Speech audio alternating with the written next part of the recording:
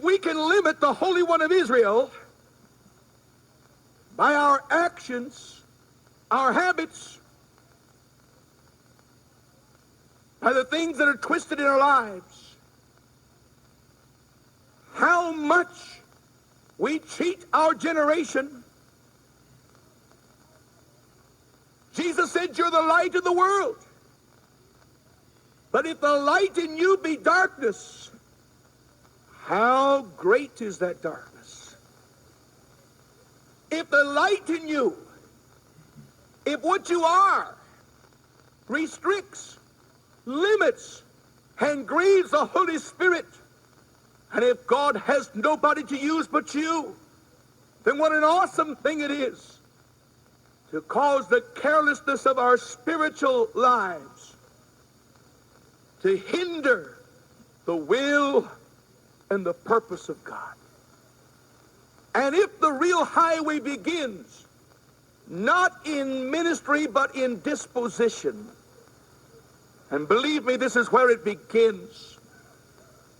The real move of God doesn't begin in ministry. Tonight we had a sovereign move of God. Many of you were delivered. Many of you were healed. Many of you were touched. I can no more predict that we can have the same thing Thursday night. And if we attempt to do so, we can end up with straw. I fear to try out of desire to establish the same thing. For we are not the source, nor are we the ministry. We are the highway.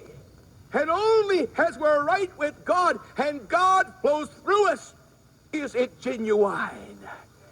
Healing is that which flows. Deliverance flows. Prophecy flows. Ministry flows down a highway. And every single one of us are called of God to be that highway.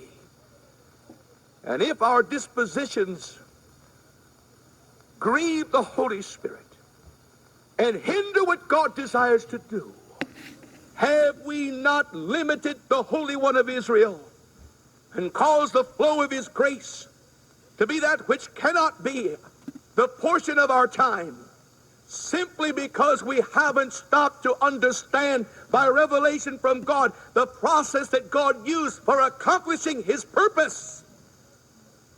Let me establish one more time how he accomplishes his purpose. He uses yielded vessels, instruments that are his twice born, of people who are in harmony with God, of people who yield to the Holy Spirit, of people who believe that when we speak as the oracles of God. As we move as the instruments of God. As we declare his word, it's thus saith the Lord. And because we are channels, what we see and behold is surely God's doing.